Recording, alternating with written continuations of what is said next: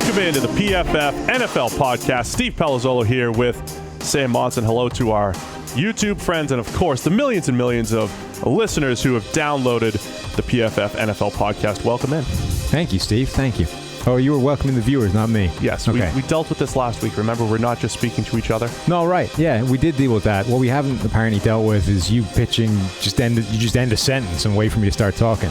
I'm waiting for more of a, I've grown accustomed to more of an efficient handoff from you. Setup? Yeah. I'm going to set you up a little bit more? Little bit. I thought we had a good enough chemistry that you just knew when to jump in. Well, I mean, I started talking, if that's what you mean. I'm just saying my entrance into this whole thing could have been smoother. All right, I'll try to set you up a little bit better. Thank you.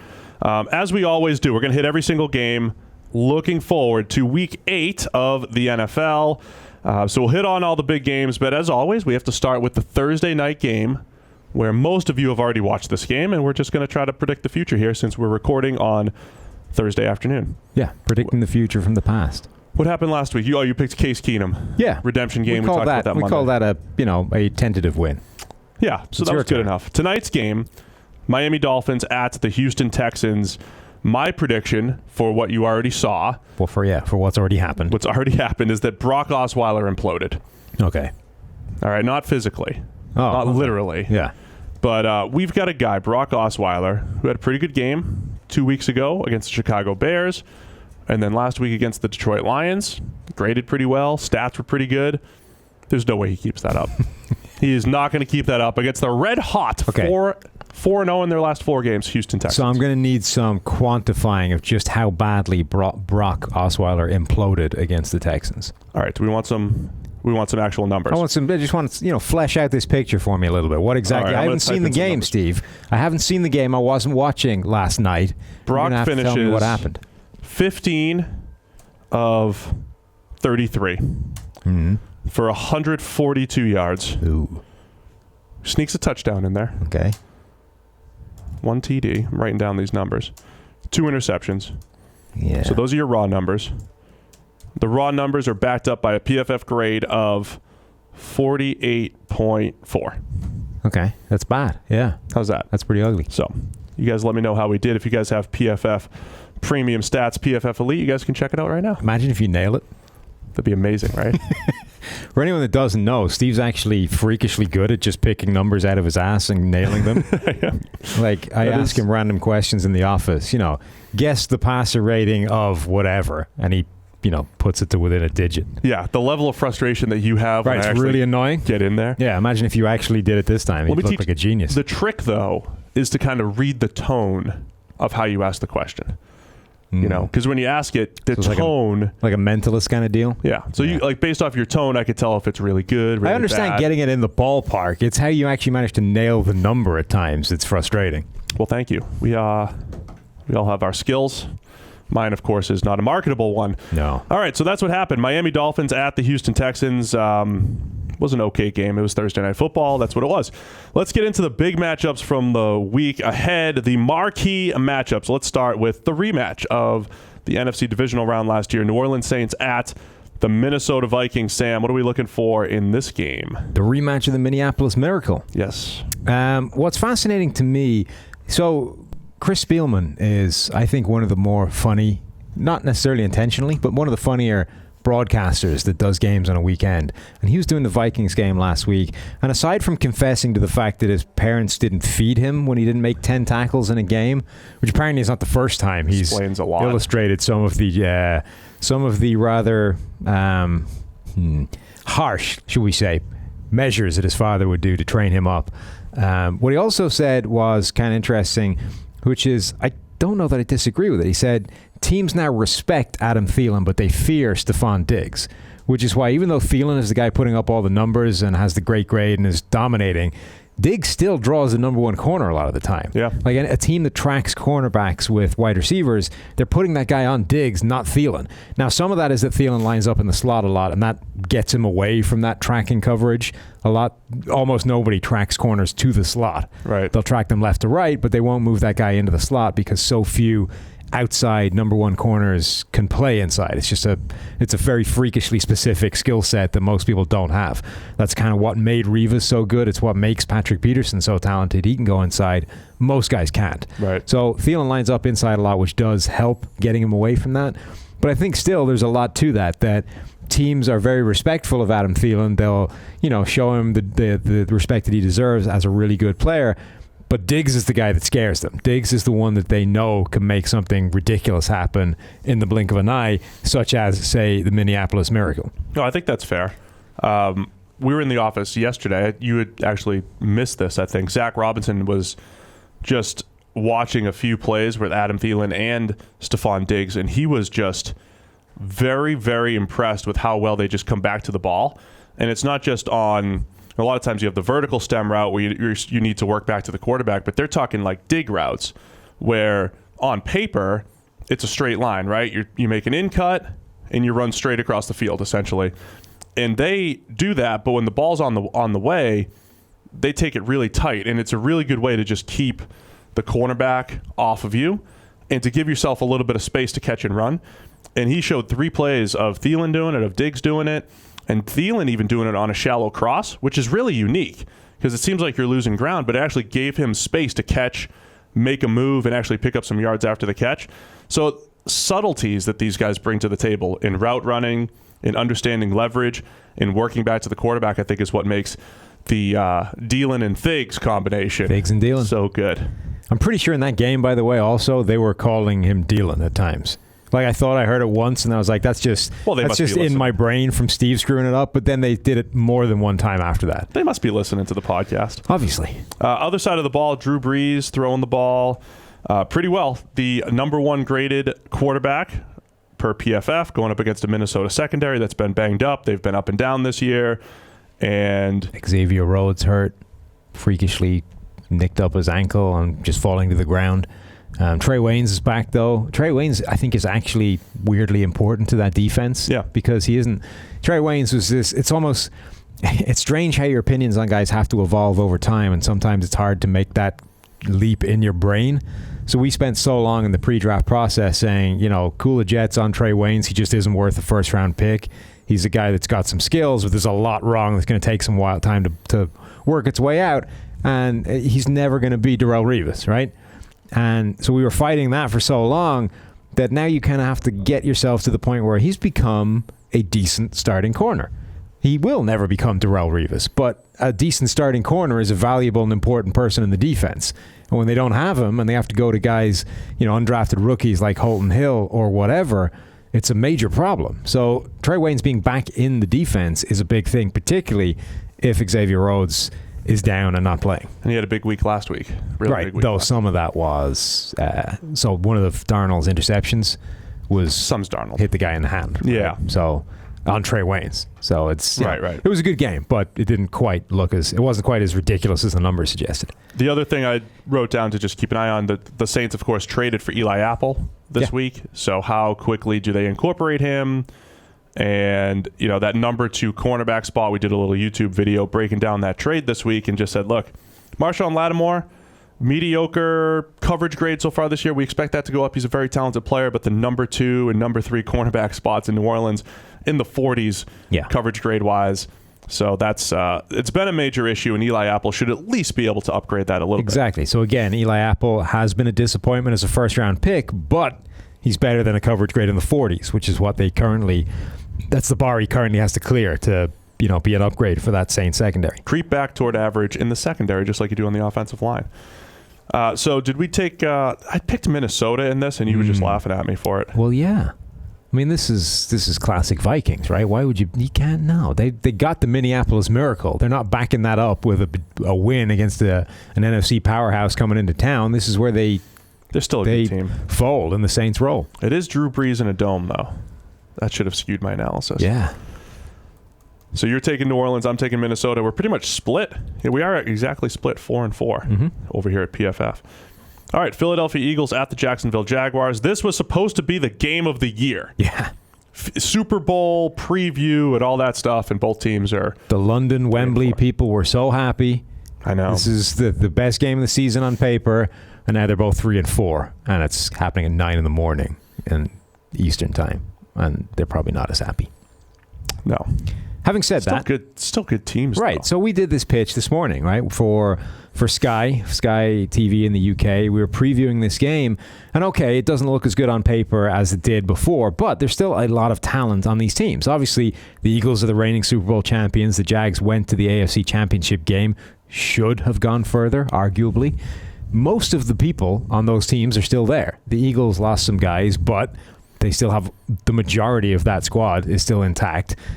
Plus Carson Wentz is back. The Jags, the majority of that squad is still intact. There's a lot of talent still taking the field at 9 a.m. For this Wembley game. So, and there's a lot of fascinating matchups as well. So the one I think that most intrigues me, other than the fact that Blake Bortles is starting again, which is, oh, God. You wanted Cody Kessler. I mean, I'm not doing it. I refuse. I'm not doing the Bortles thing again. But Yannick Ngakoue versus Jason Peters would have been a marquee matchup most of the time, right? But now Peters has torn his biceps and he's playing injured, and he's playing like crap because he's injured, right? Right. So now it looks like a potential disastrous mismatch in favor of the Jags, in favor of Ngakoue, who's a really talented pass rusher. He's got moves, he's got speed to the outside, and Jason Peters is an all-pro player, but dealing with a guy with just one arm, which you can't do that. I mean, no matter how good you are, you need both your arms. I'm no offensive line guru. You're definitely not. Maybe offensive line Twitter can check me on this, but I'm pretty sure you're going to need both arms to be good. I am an offensive line guru. In fact, I am a 2-time keynote speaker at the Cool Clinic. Wow. That's the offensive line clinic, Sam. So I'm an expert on these things. Okay. And so Can you confirm that you need two arms to be good? Yeah, I'll back you up. I'll confirm 2 arms are better than 1. At least one arm's longer than 2. Yeah. That's what they say. Well, yeah. 1 arm's longer than 2. I used to get coached by a guy that would claim that if you can get one hand to it, you can get 2. Yeah, well, which that's is just fundamentally not true. Of course it doesn't make sense. Anyway, that was his claim. If you get one hand to it, like if you try to catch the ball one-handed, it's like, well, if you get one hand to it, you could get 2. No, it's like I'm no physics. Again, I'm no anatomical genius, but I'm pretty sure that isn't incorrect. That it's not true. I can touch you with this hand. Not getting there. So, Yeah, definitely not getting People say a lot of things that aren't true, Steve. That's what I took from that. It's what I've heard. Not here on the PFF NFL podcast, though. Only truth and facts. And you've stated a fact a few weeks ago that Blake Bortles was bad. And it's looking more like you're right. Again, the epiphany I had in the middle of the podcast on Monday, just like Matthew Stafford has 3 or 4 games that make him look elite, Bortles has 3 or 4 games a year that make him look competent, viable. But the overall body of work is just so inconsistent. What's fascinating about this is they trotted out the same line that everybody uses when they do anything when it comes to the quarterback position, which is player X gives us the best chance to win, right? So that was what they said. Bortles is our starting quarterback. He gives us the best chance to win. Or lose. Now, whilst that is true, the question I think needs to be, who gives you the best chance to win X number of games? In any one-off game, Blake Bortles probably gives you the best chance to win. He does, because he's had a lot of pretty good games. Because at his peak, he's a better player than Cody Kessler. The thing is, though, he's the roller coaster ride. So the question should be, we're 3-4 now. Who gives us the best chance to win 11 games and then go on a run through the Super Bowl? And that, I think, is Cody Kessler. Wow. Because he's less inclined to throw those games away. It's not that he's a better player who's capable of winning the games. It's that with the defense you've got and the roster around him, he's less likely to screw it up. The counterpoint, though, is that maybe last year that was the case because the running game, which is the running game was better, more efficient. The defense was better than it's been this year. So maybe you do need the guy that maybe he's going to throw a few away, but he's going to win you some too. I would just think if that's the case, they're already screwed. Probably. The defense needs to play better than it has. Right. The grades aren't as good. The production's not as good. If you're at the point where you need Blake Bortles to lead you to the promised land, you're not getting to the promised land. So, you might as well at least try and fix everything else and give the guy that might be able to steer that ship. I believe Philadelphia is still a top 10 team in our power rankings, ELO rankings, essentially showing, they've lost some close ones. We expect that stuff to turn around a little bit, and they're still a very good team. They're still strong in a lot of the right places. They still have the number one pressure rate in football, and that makes a monster difference in every single game you're going to go into. We've said it before, the average passer rating drop from no pressure to pressure is like 30, 35 points. So the Eagles are getting more pressure than anybody else in the league, which means they are, in overall weight of numbers, big picture terms, making the quarterbacks they face worse, better than any other team. It's just, eventually that starts to pay off, and it's going to help them. So it's still a big game for both teams. We're all taking Philadelphia in this one. It's your Wembley game, 9:30 a.m. Eastern time. So we got another nice full day of football action, Sam. All right, do you have a Dalton coaster of the week? Yeah, Cam Newton. All right. Cam Newton. It's time for our Dalton coaster of the week. Who you have, Sam? Yeah, that's another seamless segment tee up. Yeah, I'm a professional host. You've nailed this thing. Come on, do it. It's Cam Newton. Hey, Steve. wow, what a shock! Yeah, Cam Newton has the second highest disparity between clean pocket play and under pressure play in the entire league. The only body with a higher disparity is Josh Allen, who is functional from a clean pocket when the pocket isn't clean. He's completing 20% of his passes. He's so bad under pressure. But they're facing the Ravens, who, as we said before, there are no good defenses in the league anymore, but they have the best average defense maybe in the NFL at the moment. So they can get pressure on quarterbacks. The Ravens will make life difficult for Cam Newton and the Panthers, and that's where I suspect you may end up getting... I think you may end up getting a Dalton coaster within the same game. We're going to get some impressive Cam Newton play, and we're going to get some disaster. That is Cam Newton, though. Yeah. Even on the final drives, it was classic Cam Newton. He goes, game-winning drive, 1st and 10, overthrow. 2nd and 10, overthrow. Or maybe it was 2nd and 10, but then it was key conversion under pressure, and he actually made a good play under pressure and moved the chains, and they ended up pulling it off. So Cam kind of remains the same guy still after all these years, outside of one season. Yeah. I'm continually amazed by this phenomenon that you can have one outlier season. Like, one game makes sense to me, right? Anybody can play well for a day or a few hours. But the fact that you can have an outlier season for 16, 17 weeks, and then it stops, it'll never make sense to me. Meanwhile, Joe Flacco having the best year of his career since 2014, best grade for a while. John Brown stretching the field a little bit more. Michael Crabtree playing a little bit better, or at least adding just different weapons. They got all those tight ends that they're rotating in and out. So we kind of expected an uptick from the Ravens passing game coming into the year, and we've pretty much seen it. Well, John Brown is giving him a reason to underthrow the deep ball again. Yes, it's beautiful to watch. It's really increasing. It's galvanizing their deep pass interference game, which has been a staple of those Baltimore teams when they're at their best. So John Brown with his speed, Joe Flacco with his propensity to try and heave at 80 yards, even though he's only capable of heaving at 55. It's beautiful to watch. It is. I love how on the fumble you were like, yeah, he's winding up to underthrow the deep ball. It was so He has this underthrown deep ball in sight, and then he just fumbled. He was winding up to underthrow a deep ball by like 15 yards. That's how late in the play it was. One of our YouTube commenters, because I do read our comments a little bit, I'll read the comments. was lamenting how much we underrate the Carolina Panthers, and I will continue to underrate them. I don't completely believe in them. I don't believe in the Ravens either. Something has to give. I wish I had enough in me to just predict a tie. This feels like a game that should be a tie. You would screw up the entire matrix on that picks sheet that we put up every week if I just said tie. Yeah, but my win-loss record would be the same. Yeah, I guess when you get it wrong, you're fine. If you nailed it, though, we'd be in real trouble. If I got it right, that should count as 2 wins, essentially. If you get it wrong, it's 2 losses. And then everybody else would miss out on one. It would be a mess. Yeah, it would be. But I would almost predict a tie. It turns out I ended up going with Carolina. I went with the home team on this one. Yeah, so did I. All right, so there you go. Let's fly through some of the rest of the games. Andy, the Dalton coaster. I'm going with coaster. Andy Dalton. Yeah. On the Dalton coaster. I shouldn't say this too loud because his kid goes to school with my son now. Oh, yeah? I guess. Huh. And my wife saw him at school the other day. Hi, Andy. Okay. Just want to say hello. In case I run into him on the playground, I don't want to, Is that like a red flag that he's got time to be picking up his kid and stuff rather than heading the playbook? Should he not be, watching film and stuff? Did you just make fun of his hair? No. Red flag? No.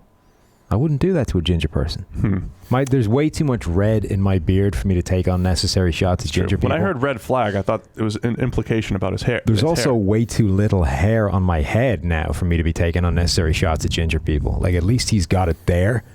It may be the wrong color, but... Well, he's younger than you. But it's still on his head. I mean, That's true. Give the guy some credit. Yeah, so Andy Dalton... we seem to pick good schools. You've got your kid in with Andy Dalton's kid. Yeah. Jonathan Sexton, who you will know, goodness. Steve, as a big rugby fan. You said great player. I didn't know it was Sexton. Yeah. Wow. Sexton's son was in Scouts class at school. Really? Yeah. Wow. We used to see Johnny picking up his kid. That guy's a legend. Yeah. That guy's a legend. I mean, big part of our baseball rugby podcast. Yeah. So somehow we seem to pick quite good schools for our offspring. We do. We certainly do. Andy had a rough game though on Sunday night against the Chiefs. He's been pretty good for most of the year, but he's back at the bottom of the coaster right now. So we'll expect a bounce back this week against the Tampa Bay Bucks with the eternal in-game Dalton coaster, Mr. Jameis Winston, of course. The in-game Dalton coaster of Jameis Winston. Because as much as we joke about Jameis Winston being a roller coaster, his grades for the last 3 years are like eerily consistent. Which is the same as Dalton, right? That's how he got the thing. Right, it like lands it pretty good. He was like landing at the same number every single year, but if you looked at his game-by-game grade, it was literally a roller coaster ride. Yeah, it's just how you get there. So yeah, really, I mean, Jameis is the heir apparent to the Dalton coaster. Yeah, so it should be a fun one. This feels like one of those games that'll be 3:45 p.m., a crazy game. It's going to be one of those that Red Zone's on for a while, is what I think. Okay. That's my prediction. I think it's going to be a crazy one. Jameis, Andy Dalton, we're all taking the Cincinnati Bengals here, but anything you're watching particular in this game? No, not specifically. I like your Dalton coaster versus Jameis coaster. I think that's going to be fun. Just which one and how. That's just chaos right there. So the best part about this is one of our video producers, Mike Quinn, from the Cincinnati here. He's a Bengals fan. Oh, he'll be in. So you'll be listening. He'll be producing Sky Sports this week, and you'll be hearing the coasters, both of them back and forth as he screams at his computer or the TV or whatever, however he's consuming the game. Yeah, for our Sky setup, we've got at least 2 TVs in the main kind of, I don't know what you call that, lounge, foyer, whatever that. I call it the green room. It's our green room. In the green room. We're typically watching the games there. We've got the Sky game that we have to talk about on the big screen. We've got Red Zone off on the left. We've started to bring in a third TV and have another game over there. It's typically the Baker game, because PFF needs to see how Baker's getting on. Have to watch Baker. But before we did that, we had that other TV in the main office. At one point, Mike had just gone and sequestered himself in that office to watch the Bengals game. And all you could hear coming out of there was just like her screaming abuse at the TV and swear words flying at it every now and again. It was pretty funny to listen to. Well, I'm predicting more of the same. Okay, fair enough. On Sunday. Yeah. So get ready for it. We're all taking the Bengals in this one. Next game to break down, Denver Broncos at the Kansas City Chiefs. I'll be watching this Denver defense. They slowed Kansas City a little bit the first time. Mahomes had only a 78.5 passing grade. And I think more importantly, average depth of target was 7.2. So they slowed him down a touch, kept him in the pocket a little bit more than others, made him go through reads, and he looked a tick slow at times. And this is where we are in Patrick Mahomes' game. We're picking little games, little sequences where, he looked human and saying, hey, let's go back to that point and see if Denver can duplicate it. Anytime you can force a guy into a left-handed throw, you're doing something right. Or are you? Because he completed it, but still. He's still I'm just saying, awesome. It's one of those things, like pressure, right? Not every single pressure play is going to be a positive one for the defense because the guy can still throw a touchdown, but over time, it's going to work out. Yeah, if you can consistently force a bunch of left-handed throws, you're going to end up pretty okay on defense. So ironically, that was the same strategy the teams used against Tim Tebow. Yeah. Force him into left-handed throws. Yeah, I can see that. The thing I'm watching for is Von Miller against Mitchell Schwartz 2. Oh, hey. The return. Much like UFC, it's like X versus Y 2, 3. They just name it by the, it's ridiculous. Anyway, Von Miller versus Mitchell Schwartz 2. 2 this year. It's probably Mitchell like Schwartz, 8 friend of the show, time. Mitchell. Yeah, it's probably like 8 overtime. I don't know how many times they play. It's got to be a lot, right? Mitchell's won a lot. He has. That's the interesting thing about this, is Von Miller is arguably the best pure pass rusher in the NFL and has been pretty much for the duration of his career. But Mitchell Schwartz has a history of shutting him down. And his worst grade this season, Von Miller, that is, came against Mitchell Schwartz. He didn't get a sack in that game, had 2 hits in a hurry, but I don't think any of them came against Mitchell Schwartz. Or maybe one did late in the game. But read Von Miller's last week. Because I don't want to make an accusation against Von Miller since he's already been nailed for PEDs before. 2 sacks, 3 hits, and 5 hurries. Yeah, he just looked like he was playing it. He looked like he was rejuvenated last Thursday night. Well, yeah, going up against Cardinals will do that to you. Not just that, though. Even just the way he was moving and bending and getting around the edge and stuff like that. Forget the fact that he was going against the worst offensive line in the league. Yeah. I mean, you're talking about going from the best right tackle in the league to the worst offensive line in the league. I get it. I mean, Andre Smith against Von Miller. I mean, Andre Smith is the same guy that turned up to his, pre-draft workouts looking like the Michelin Man jogging down a 40. Like, he's the same jiggly, large, wobbling mess at right tackle trying to block Von Miller. I understand. Yeah. So, I'm just saying Von still looked very good no matter what you've been going up against the I'm just saying, whatever you just described. This is one of the more fascinating one-on-one matchups of the week. It's arguably the best right tackle in the game against arguably the best pass rusher in the game. And so far, we've said this before, that when in one-on-one pass rushing blocking terms, when the irresistible force meets the immovable object, typically the immovable object wins. Right? The only exception to that really is when you're facing Aaron Donald. But so far, that's exactly what we've seen. Schwartz has won when those two have gone one-on-one for a game. So that's a good matchup to watch for sure. Schwartz having another good year, and Mahomes still, even when he is pressured, lowest sack rate in the NFL when pressured. It's another, feather in his cap in this really good season that he's having. We're all taking Kansas City. Yeah. In this one against the Broncos. Kansas City again at home in this one. We've got the Cleveland Browns at the Pittsburgh Steelers, another rematch within the division. Feels like a lot of these teams are getting their 2 games out of the way in the first half of the season. This is the second time they've played now. Yeah. Tied. You seem oddly surprised by that. You were surprised by it earlier in the week, and you're still shocked by the idea that some of these teams are already playing the second division. Because it's usually well spread out. Because the NFL did a really good job of saying... Is it, though? Like, last year, a whole ton of them played in the last 4 weeks of the season. Last year, the issue was you had a bunch of teams that would play 2 out of 3 weeks. That happened a lot last year. But it also happened late. So you didn't... But what has happened in recent years, because you almost always play 2 division games to end the season... Yeah. Then that the third team that you have to play in your division is usually much more spread out. So the fact that these 2 teams have now, like the Browns and Steelers are playing the Browns haven't played the Bengals yet, right? Right. So they're going to have both of their games against the Steelers done, and they still have to play their 2 games against the Bengals. That's odd. That's an oddity. Okay. We're 8 weeks into the season, and the Broncos and Chiefs are having their final game, and the Browns and Steelers are having their final game. And the Chiefs haven't even played the Raiders yet. And they got both of their games against the Broncos done. I'm just not entirely sure why this is short-circuiting your brain. It's not short-circuiting. It's just, look, that's we're already done with your your division rival 8 weeks into the season. How the schedule works. Not always. This is odd. Okay, that's very odd. Is it happening to anyone else?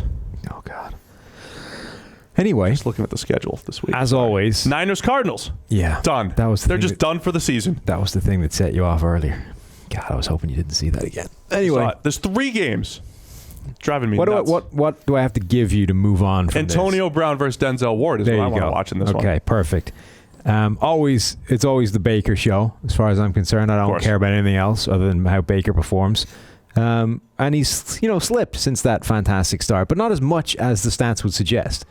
Like last week, he played bad for a large period of that game, but then actually started to come good towards the end until that ridiculous 4th down turnover mess where he fumbled the ball when he should have just had the first down. That was ugly. It was bad. But I think Baker's still playing, better than the numbers would suggest. He's getting screwed by a combination of drops and play calling, particularly on 2nd and long. Zach pulled out a stat that he tweeted the other day that was... teams that have faced 3rd and long the most, and I think the Browns are right up there, if not the most, and they're in the top 3 somewhere. Yeah, most by far. Yeah, I mean, he's just not being helped out by a bunch of factors, so I think all in all, he's still playing pretty well. When is Higgins back? Is Higgins back yet? I don't know. I didn't check. Do I need to give you time to check now? Well, I'm going to check anyway. You can cover it or not. Yeah, he's expected to play this week, so that changes everything. Oh, God. Is it too late to change my pick? Yes. Yes, Okay. it is. All right, that's fine. We'll leave it there, but there's obviously an asterisk there now. Anyway, we get the pleasure of watching Denzel Ward cover Higgins. Antonio Brown. Ward gets to cover. Think about this. Ward has to cover Higgins, and when you have to cover Higgins at practice all the time. Right, everything else seems easy to you in game. Especially going up against Antonio Brown. Yeah. So I can only imagine. Antonio Brown, AJ Green, it's not a challenge anymore. In the first matchup, Antonio Brown, 5 of 7 against Denzel Ward for 50 yards, had a touchdown in a contested situation. There was also an interception and a pass breakup that went Denzel Ward's way. That stat line is one of those, and the interception, it's not on the receiver 99% of the time, but that stat line is just like the stat line of just a really good matchup. Yeah, and some wins for Ward, some wins for Brown. On the touchdown, he was in really tight coverage. Like Antonio Brown just made that play. That was just Brown being right, which awesome. is going to happen. But I think it's important that guys are in tight coverage when those things happen, because it's over the long haul that is indicative of some things. If you have a guy who very rarely is allowing separation, you are going to be making more plays than not. And you're not going to give up as many plays because the windows are tighter. So even though Ward was beat by Antonio Brown, he was keeping him honest at least. It's one of those plays that we call 50-50. Yeah, that's really 20-80. Yeah. It's like an 18 to 20% win percentage for the offense, again, which shows how good Antonio Brown is. We are all taking Pittsburgh in this one. Pittsburgh at home and them getting back on track. All right, into our biggest mismatch of the week. Are we calling this the entire game a mismatch, or did you have something specific here in the New England Patriots at Buffalo Bills game? Honestly, I went with just the entire game because it's comical, but you can isolate it to the quarterback if you'd like. The Buffalo Bills quarterback situation is not good. Derek Anderson. Yeah. And Derek Anderson played terribly, and yet they were probably still vindicated for starting him over Nathan Peterman. That's how bad Peterman has been forever. Yeah, the Bills offense is in a special level of bad. I will say on the other side of the ball, the Bills defense still has a chance to just kind of make it interesting. Yeah. They've got the pieces there and the scheme to maybe slow down the Patriots a little bit, but the Patriots should handle them pretty well. Yes. We're all taking New England. The line in that game is like 14 points or something crazy. Yeah. We're all taking New England. Yeah. There we go. Let's move on to probably the game of the week. Green Bay Packers at the Los Angeles Rams. This should be a fun one. Aaron Rodgers, just Mr. Awesome on third down this year. Jared Goff, number 3 quarterback in PFF grades.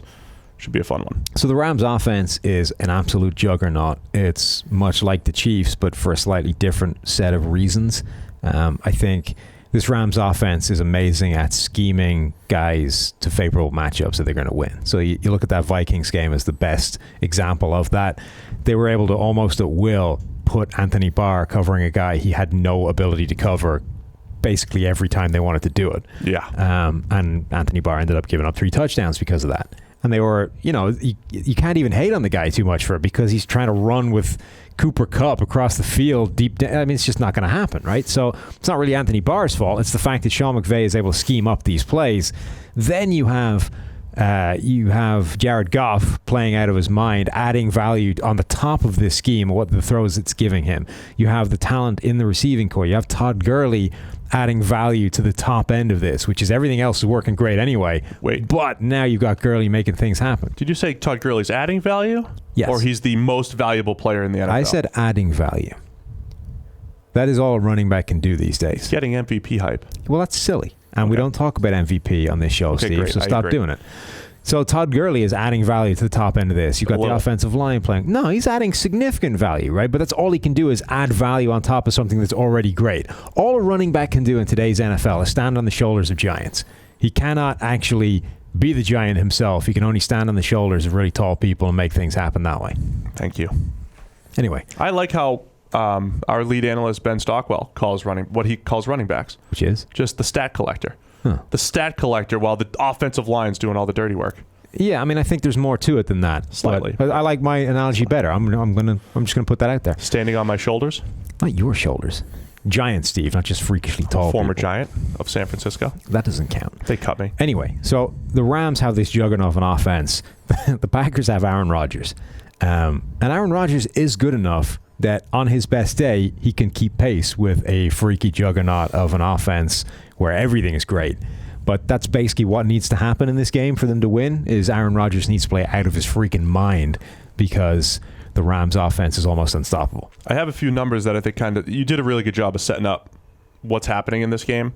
A few numbers to maybe back up your point here. Mm-hmm. You look at Jared Goff's grade on first and second down. It's 93.1 in the PFF system, 0 to 100 system, number 2 in the NFL. There's another fascinating stat there as well that I haven't updated after this week, but heading into last week's games, as far as, listen to this scenario, using hurry up, no huddle offense on first or second down and using play action. Right. The Rams in those situations had like 33 attempts. The next closest team had 9, meaning they are using hurry up, getting up to the line, play action, and taking shots, and they had 33 attempts. No one else was even close.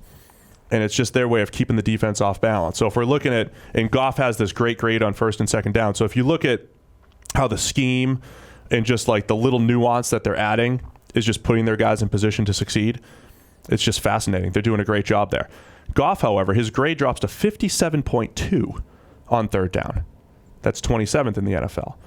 So I do love Jared Goff, and in great throw for throw, he's been way better this season. But there is something to, if you put him into these difficult situations, he's struggled a little bit. He's got a passer rating of just over 1 inside the opponent's 30 when he's under pressure. He's made some bad decisions. Over 1? Just 1. Just 1. 1.7 or something like that. That's bad. It's a very specific situation. It's inside the 30 under pressure. Yeah. But those are those. That's still a bad number. It's a pretty bad number. Now, Aaron Rodgers, on the other hand, on third down in those tougher situations, leading the league in adjusted completion percentage at 86, passer rating at 114.7, yards per attempt at 9.8. So it just, like the difference between Goff and Rodgers this year, Goff, those first and second down plays, you chalk some up to the play calling, the play action, the hurry up, and the different things that they're doing to put him in a position to succeed. And Rodgers just being superhuman on third down in difficult situations after his team's not making it as easy for him on early downs. Yeah. Pretty good, huh? Yeah, I think that sums it up. The only other kind of facet of this game that becomes interesting is, the Rams offense has to deal with the Green Bay Packers defense. It does have some talented players on it and can make life annoying for an offense. The Green Bay Packers offense, and by that I mean Aaron Rodgers, has to deal with Aaron Donald. Yes. And that is just a whole different level of, oh crap. Here's the other stat to sum that up, right? Because we talk about Donald here on the show all the time. Kenny Clark and Mike Daniels, interior pass rushers for the Packers. They're both graded in the top 10. Clark is 3rd. Daniels is 10th. As a duo, they have 39 pressures. Mm-hmm. Aaron Donald himself has 47. So he has 8 more pressures than the two guys on the Packers who are top 10 pass rushers at the same position. Combined. Yeah. It's not bad. Yeah, I mean, so I said it before that typically the irresistible object versus the immovable, no, other way around. Irresistible force versus the immovable object wins. That isn't true with Aaron Donald. He will get pressure unless you get the ball out before he gets there on basically every single snap. He is going to beat the guy in front of him unless the ball is gone or there's some reason, like that's a trick play, it's a misdirection, whatever. There's some reason he can't just go straight from that to that guy to the ball. He's going to beat his guy. It's insane. And he's getting better. That's the freaky thing about Donald, is he was already insane and he's getting better. Yeah, his grade's even better than it's been. So it took a while. It took a few years for people to be like, J.J. Watt is a Hall of Fame caliber player. Has anyone even mentioned Aaron Donald in the Hall of Fame in the same sentence? Like, he is arguably better than J.J. Watt ever was at this point. So he's never had that 20 sack season, right? 20 sack season. J.J. Watt always had like some big statistical milestone, 20 sacks, 10 batted passes. And then it was funny because the 3rd year of his dominance, I think it was the year that he just stumbled into like 6 touchdowns. Yeah. Right? Just happened to have a couple fumble recoveries for touchdowns and caught a couple at tight end. And people were like, wow, J.J. Watt, he's like an MVP. Stepping it up. And we were like, that's his 3rd best season right now. Donald's never had that. Yes. Where his 3 strip sacks are going for touchdowns and different things like that. So maybe that's what the difference. But he's been as good, if not better, than J.J. Watt on a snap-for-snap. He doesn't get the boost of playing outside like J.J. Watt did. So he transitioned from this interior guy to an edge rusher, and that gives you an awful lot more sacks, just as a matter of course. Edge rushers get more sacks than interior players do. But it takes more steps to get there, Sam. It does. Did you see that whole breakdown? Yes. It doesn't matter. I'm not going to say anything more about that because that was on Sunday Night Football. Well, so it's true. It's just still... It does take more steps to get there. But it's still harder to get pressure from the interior. Yeah. I mean, it may be a shorter line from one guy to the other, but it's harder. There's not enough space. There's 2 guys in front of you a lot of the time.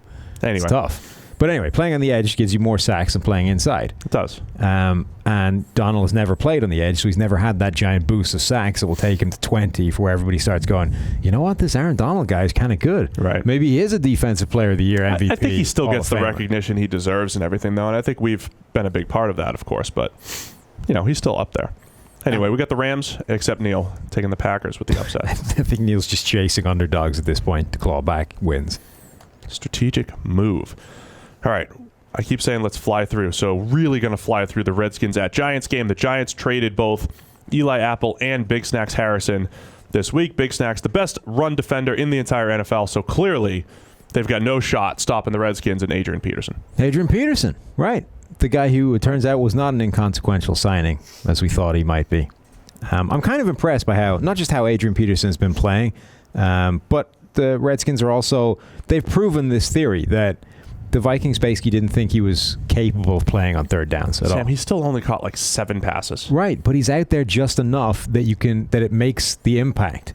The fact that he's able to play on third downs. The stat that I came up with that proved this point, right, was that the 2009 NFC Championship game, Adrian Peterson had 1,300 and something rushing yards that season. He had another 185 in the 2 playoff games. He was the Minnesota Vikings' best player. And yet he played 46 snaps in that championship game, and 0 of them were third downs. None. Not a one. When the Vikings were driving late in the game with Brett Favre, who ultimately tossed the ball away to the Saints, Peterson's not on the field. Like, they had their best player and determined that he was not capable of playing in the game's most critical situations. Now, the Redskins, it's not like they've turned him into a third down back, a guy who is Saquon Barkley and is just getting 15 targets a game, but they're at least capable of putting him on the field in the most critical situations, and sometimes that pays dividends because those 8 catches have gone for 18 yards per reception. Like, he's capable of catching a simple dump off and turning it into a positive play. So I think what the Redskins have done and said, you know what, maybe he can't pass block, but he's just good enough as a receiver to be out there. And that allows us to do a bunch more things that if we have to go, no, Adrian Peterson simply can't play on third downs. That's all I'm saying. You know what I think this proves more, though? No. Oh. Alex Smith's just a winner. Okay. Washington's just sitting there at 4-2, quiet 4-2. They lost to New Orleans on Monday Night Football. We thought that counted for 3 losses. It only counts as 1. Alex Smith actually has the lowest grade of his career since 2010. I tweeted at somebody today that if you're giving me quarterback wins as a statistic, we can't have a conversation. I'm going to use that line here. So end podcast. We're done with this one.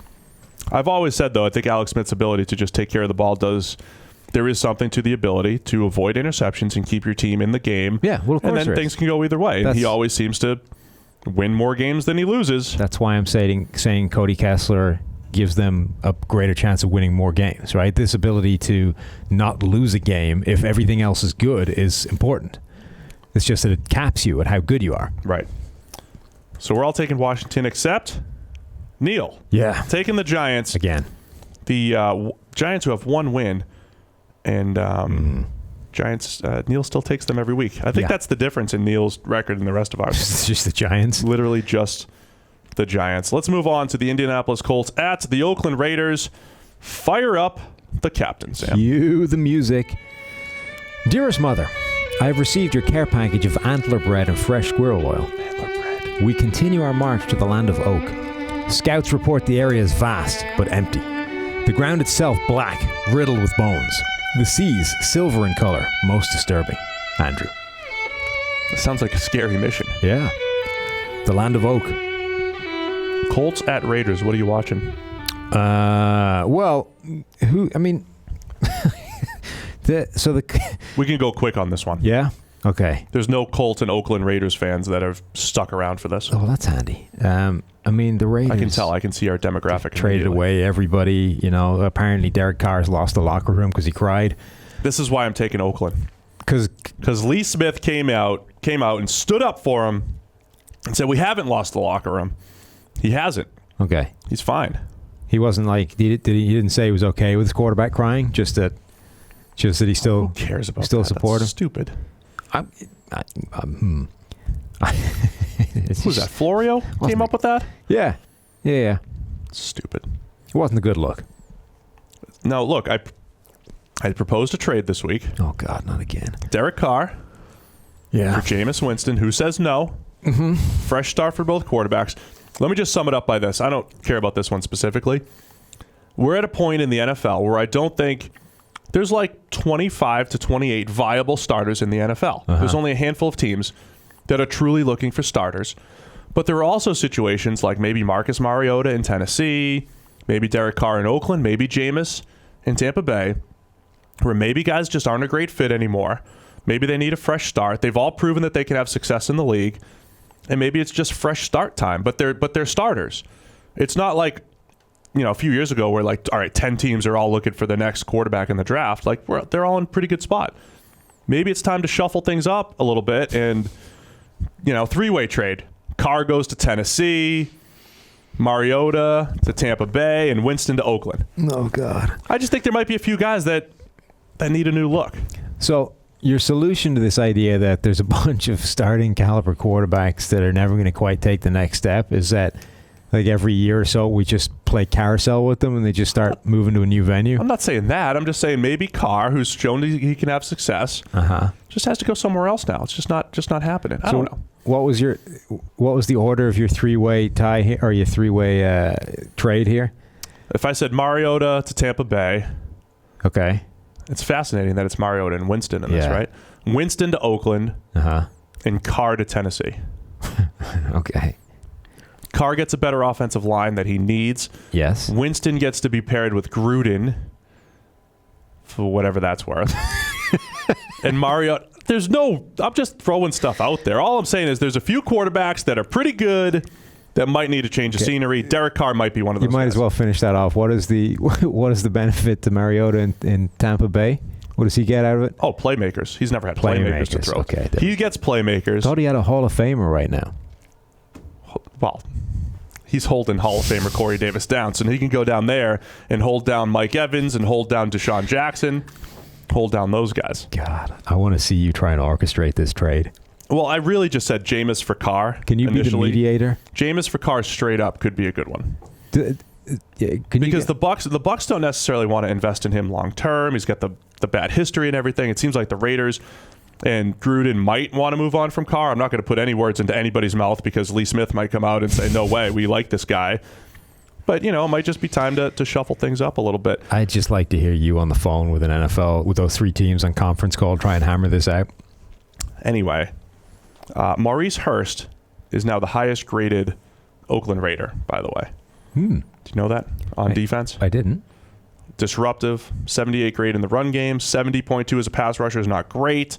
Doesn't have a ton of actual hurries. He has 3 batted passes, though, and he's won a bunch of plays right off the snap that didn't necessarily go in his pressures. He does look good. It's an awkward one because it's hard to claim victory because, the thing was like a heart condition, and, realistically at any point he could just keel over. Yeah, we need him to get through like 3 or 4 years. Yeah. And still. Right. We can't really claim victory until it's like 10 years down the line. We're like, see? Right. Anyway. That's it. We're just not going to. Right. But him going up against Quentin Nelson, who's he's improved. Rookie on rookie. It's going to be a good matchup. Yeah. We put way too much into that game. I told you we got to go fast. Well, that's why I stopped talking so you can fire through the next games. All right, Seahawks. Okay, I took Oakland. Everybody else took the Colts. Seahawks at the Detroit Lions, who now have big snacks. What you got? They do. They have big snacks, which means they can probably stop the run now. They're actually the defender. That's going to help them stop the run against Seattle. Seattle can kind of run the ball. They've got some running backs, although they're not the ones they drafted in the first round. the defensive linemen for the Lions have actually been grading pretty well against the run. So when you look at their overall run defense, you're like, their linemen must suck. Let's get Snacks. Those guys have actually been grading pretty well against the run. It's the linebackers that are terrible. But Snacks is so good against the run that there's a bunch of plays that have gotten through to the linebacker level so far. They're not going to be getting there anymore because he's going to kill it at the line of scrimmage. So even though those guys have been playing pretty well against the run, it's still a massive upgrade because Snacks is that freaky. It is, and the Lions get to continue to, try to win in the trenches, run the ball, stop the run. They continue to build that team. Snacks is he's a steal for a fifth round. Oh, absolutely. Even though he's 29.9 years old, Steve, and he has a big contract, it's still a freaking steal. He is that good against the run. I took Detroit, and you took Detroit. We're playing that Seattle's on the road deal. Yeah. A few people did take Seattle though.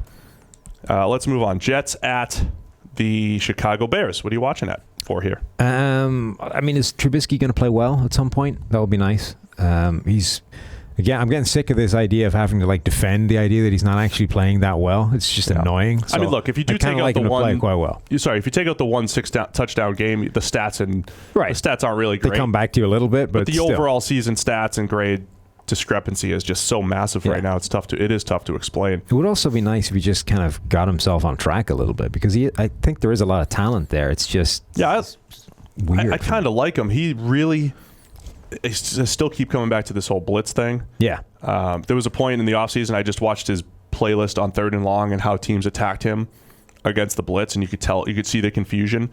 And it's the same in UNC. It's the same this year. He does need better pre-snap recognition. We talked to Zach Robinson about this all the time.